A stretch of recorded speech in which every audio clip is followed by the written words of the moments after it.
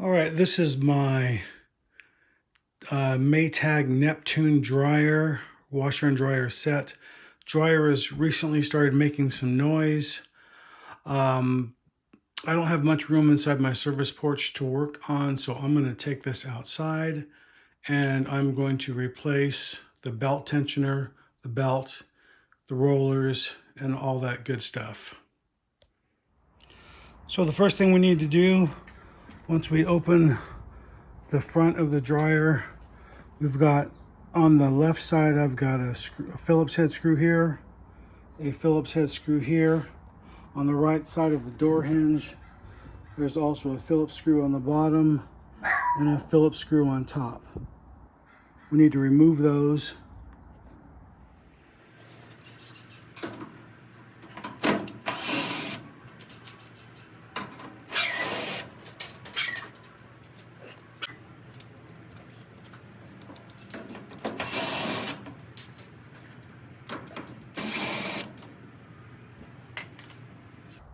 Now this you have to push in and lift up and then slide out.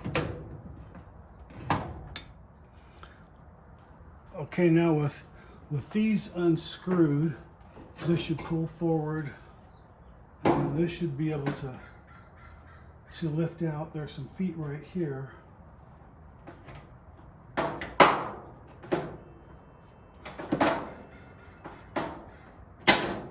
There we go.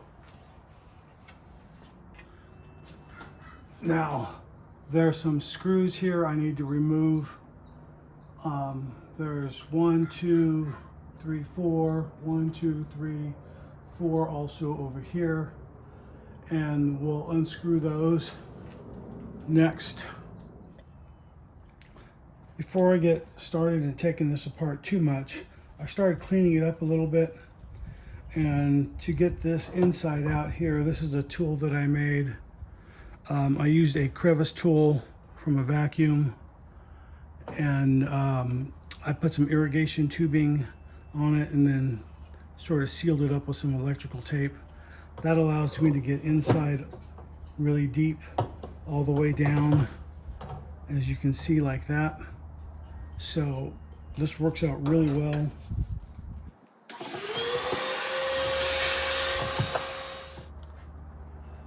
All right, off camera, I unscrewed everything. And then on each side, 3 of the screws are longer and then there is one short one. Where it's short is there's a little bit of a divot where it's cut out and it's recessed. Over here, second one from the top, and then the very bottom one. But I also put an S next to it with a small Sharpie, so that I know that that's where the small screw goes. Okay, so these right here, these are loose, but these also hold this down. So these just twist out sideways like that.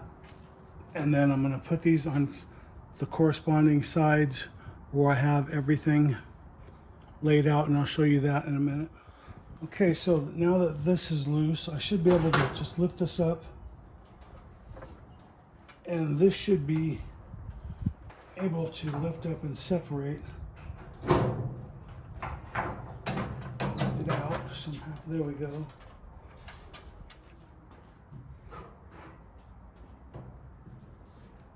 And there's quite a bit of lint in there. These are plastic hinges over here, so I need to get something that'll hold up, I guess, by itself. It should be okay. But I need to first get this drum out of the way because I'm going to replace the belt. So there's a tensioner over here where the motor is, where the belt is, and that's about halfway down. So it's kind of hard to get to. So right back here, you can see that belt roller and tensioner. So this has to unhook from that, there, just like that. Now we release that tension. Now we can take that drum out. Okay, with the tension released from this belt, we should just be able to take this out.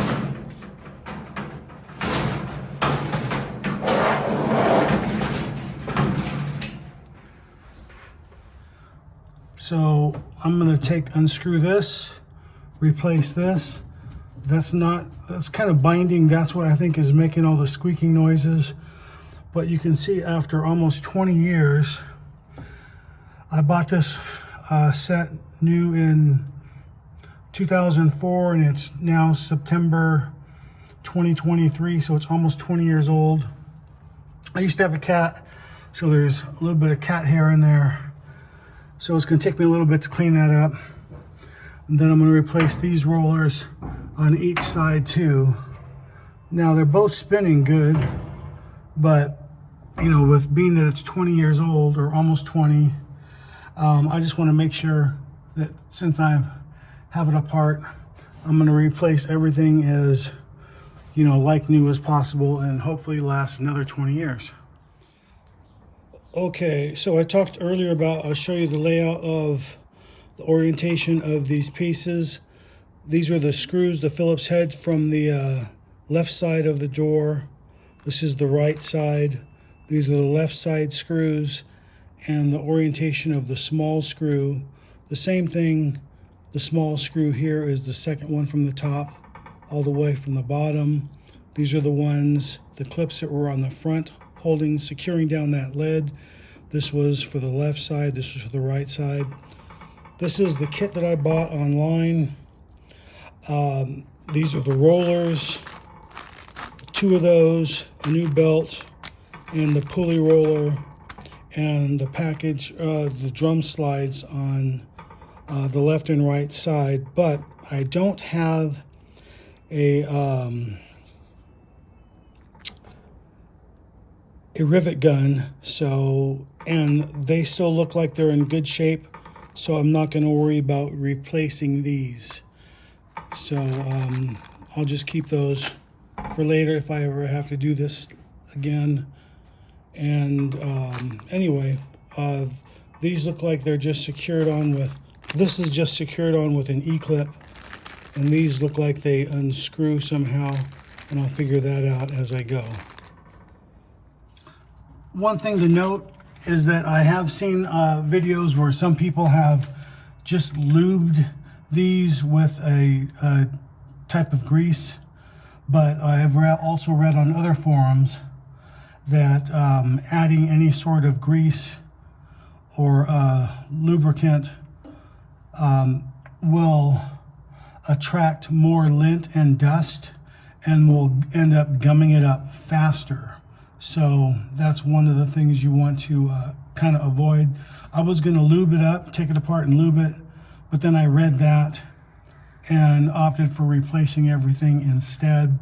But if you do want to try some sort of a lube, a graphite powder is also a lubricant that will not attract dust. So you can go for that option if you don't want to do this. But for the $40 I paid for this kit, well worth it for me to do it myself.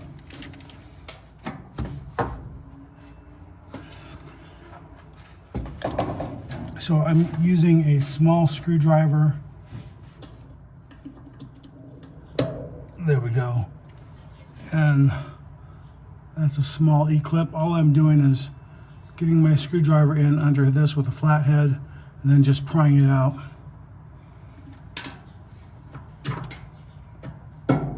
And that's it. And a little gummy, but not bad.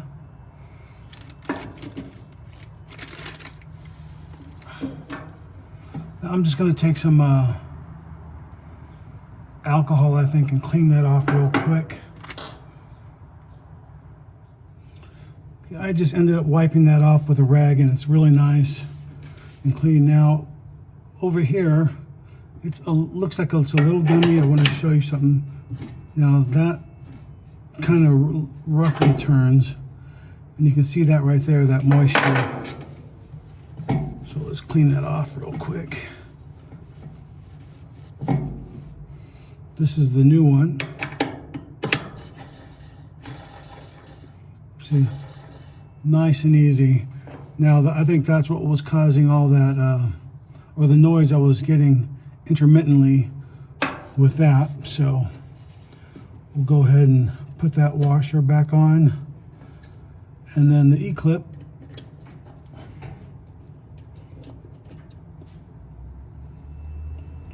I need a pair of channel locks to squeeze that on. All right, I took off this side over here. This is what this wheel looks like. And on the back, this is I used a 13mm wrench, and it's probably like a 5/16 or something, or a 5 or a ½ inch. Anyway, you have to unloosen this from behind here in order to get that off.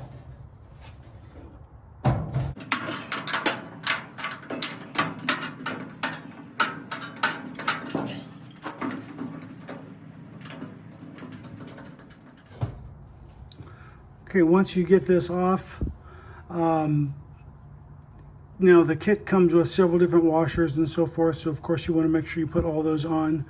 I don't have a snap ring tool, and I don't feel like driving and taking an extra ½ hour out of my time to do this, so I'm just going to use a couple of pair of pliers and put on the new one. And since I'm not using this or reusing any of this, the kit comes with a whole new shaft, everything. So just want to make sure all that's brand new. And then once I get those reassembled, and it's just the reverse process of what you just saw, nothing unusual. Okay, so before I start reassembling everything, I double check the length of the belt from the kit, the one I just ordered, and this one here is exactly the same length from end to end, and I'm really happy about that. After closely inspecting the old belt versus the new one, I don't know, I think the camera can pick it up, but you can see this has a lot of cracking in it, as opposed to the new one. There's no cracks.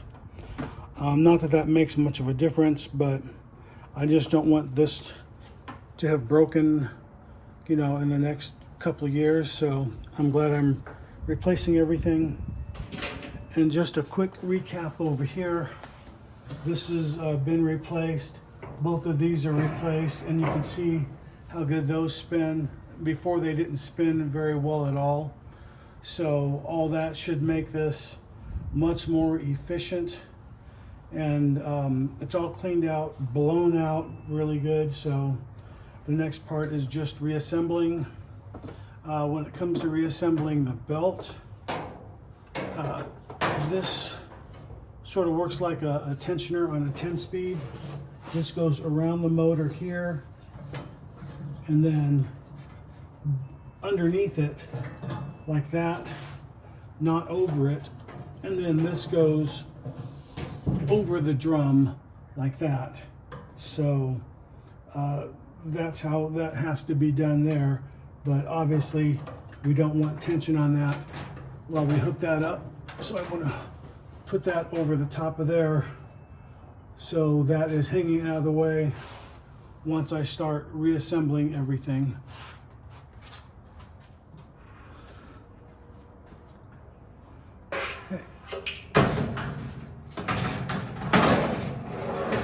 To assemble this, now I didn't mark which side was the front, which side was the back, but fortunately the belt is an indicator of where that is, and if you see where the line of the motor is, you can guesstimate that this side here is the back, and then on the front of the drum you see this little bit more wearing in front, and that is from these little strips right here in front. Like I said, I don't have a pop rivet gun, otherwise I would have replaced those. So you can see that there's a little bit of an orange discoloration on that blue. So that is my indication of that this is the front here, and then that of course is the back.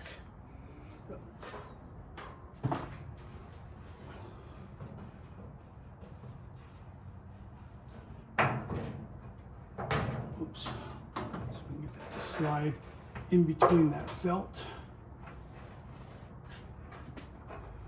Okay.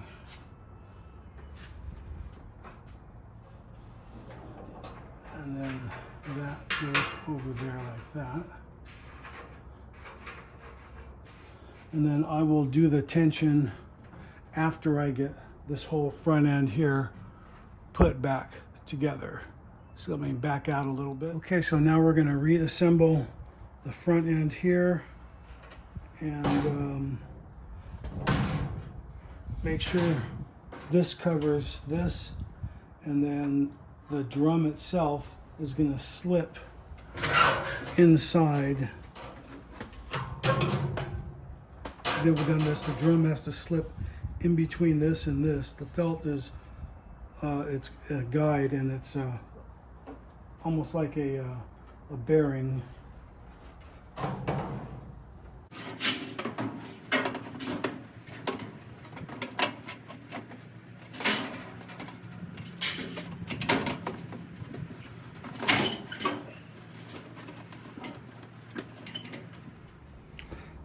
All right, another issue I had was this door gasket here was broken, and I couldn't get it to stay together around this piece right here. So I ended up just taking some clear Gorilla Glue just off the shelf from the local home center, and sprayed some CA accelerator on there, waited about 5 minutes, and it seems like it's going to hold. So I'll stretch that on here.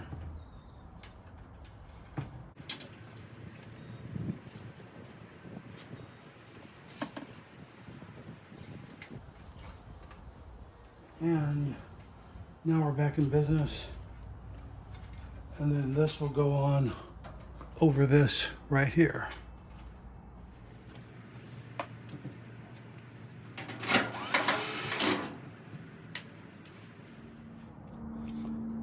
Okay, so remember, we can't put these clips on until we close this lid first, and then we can secure it. But before I do that, I don't want to close this lid.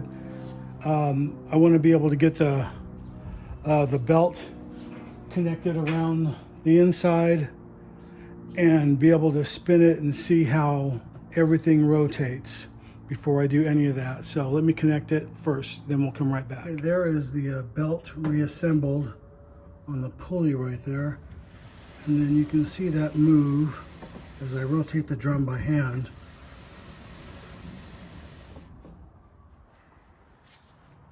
Okay, so now that's all together, and so we just need to put this, we'll close the lid all the way, make sure this is pushed back so that this can secure all the way down. And then we'll put these clips on like that, or if there's some slots underneath.